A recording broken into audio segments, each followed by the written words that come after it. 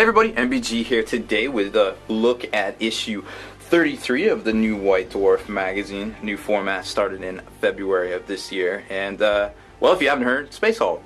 And judging by the the overall contents of the book, you might also notice something else, and that's Space Hulk. New releases, Space Hulk.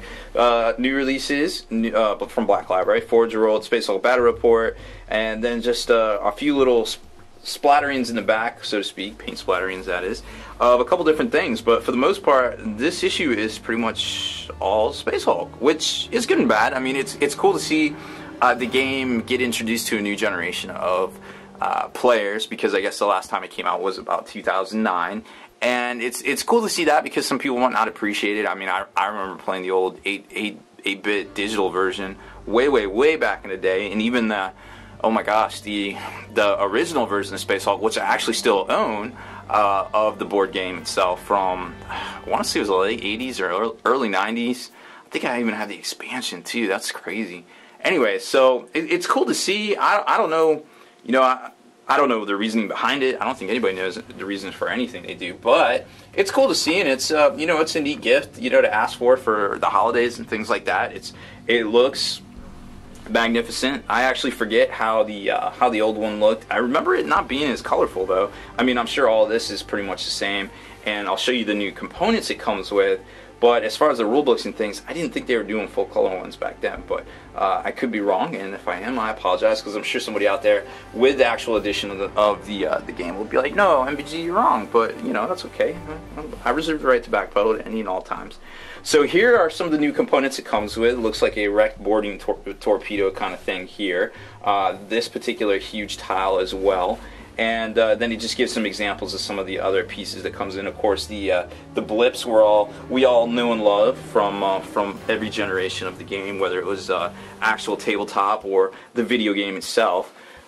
And then as we start getting through the actual, you know, contents of the book, we see, oh, of course, the miniatures, which are amazingly spectacular. I mean, these things, even for 2009, were way ahead of their time. I mean, being the two-part, the push-fit kind of thing, I mean, they were very sought after, even to this day, to being re-released. I'm sure most people will buy this kit just for the miniatures themselves. The Broodlord model, fantastic as well, and all of these guys, like, climbing over stuff and ripping through things, also very cool. I just wish, you know, Tyranids, or Gene Stealers rather, were a little bit more useful in the actual game of 40K.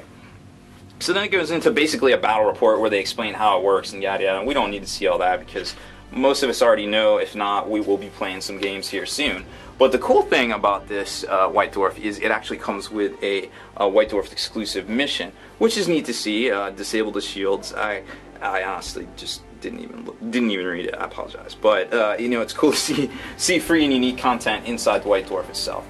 Then we go into just a feature about, you know, Nagash and what's going on with the end times, which is very exciting indeed. I finally finished reading book 1 of the two-part you know, slipcase volume set, and for 300 pages, wow, I cannot remember anything in the last 20 years that was quite as good as that. I mean, some of the Heresy books are great and all, but as far as fantasy goes, man, it was really spectacular. And if you follow fantasy, or you played fantasy in the past, you know, 10, 15, 20, 25 years, I think, you know, you'll appreciate the book. You know, if you haven't, you won't appreciate it. You'll say, well, you know, MBG, how can you say that? You know, Horus Heresy is the best. And Horus Heresy is great and, you know, really cool, but Horus Heresy, we kind of know how it ends. Spoiler alert, the Emperor kills Horus. But the in-betweens, we're just kind of finding out, which is cool, but, and some stuff's getting rewritten, I agree, yes, but just the sheer scale of the Nagash book, The End Times, which I'm sure will be a series, because they definitely left some cliffhangers there, and some things that were not necessarily a cliffhanger at the end, but they didn't tie it up. They just kind of like, hey, so-and-so came in and his hands were all bloody. Well, why were his hands all bloody? I don't know. They didn't tell us, but that might be something to figure out, because, you know, that was kind of like a plot twist that they didn't really develop. So I'm sure we'll hear all about that, and I'm sure that character will get his own book as well. I'm not going to say names, because if you're into fantasy, you will appreciate that I did not say that.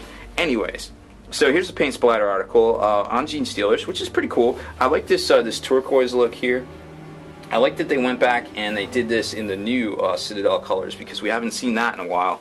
But I'm not sure if they went back and repainted the miniatures using the new paints. I can't really tell the difference, honestly, but I don't have the old stuff to compare it to. But it looks very similar. And if you can produce that kind of work with the new existing lines, then that's great. Well, there we go. Now you can kind of see that they might have gone back and painted them, but I don't really know. So, really cool detailing. We haven't seen any how-tos on Blood Angels yet, so that's always good to see. And hey, who knows? Maybe this is a spoiler alert for what's coming next, which could be Blood Angels. Who knows? Because that would be really neat too. I would love to see some Blood Angels. So anyway, so then it goes into the Return of Space Hulk, you know, and blah blah blah, things like that. And so some tidying up and some things like that right there. So coming next week, Hold On to Your Soul. I don't know what that means. How to photograph miniatures, which I'm pretty sure they had already in White Dwarf last week, but I don't know. Maybe we'll get a new edition version of that. And Hall of Fame. So either they accidentally reprinted, spoiler alert, from 2 weeks ago, 3 weeks ago, or something new's coming out. Who knows? I don't know. I don't know what to say anymore. We just never know week to week. It's just it's exciting times to live in, indeed, as they say in the Heresy novel. So there's the back of the White Dwarf. Pretty cool action shot of the Space Hulk minis there, and we all know who that ends up being. Mephiston, of course, the Lord of Death himself, in the 40k world, not the Lord of Undeath from, you know, the fantasy world. Alright guys, well that's it for this one. Make sure you stay in the trenches, subscribe to this YouTube channel, check out the blog, spikybitsblog.com, and listen to our podcast, forgethenarrative.com.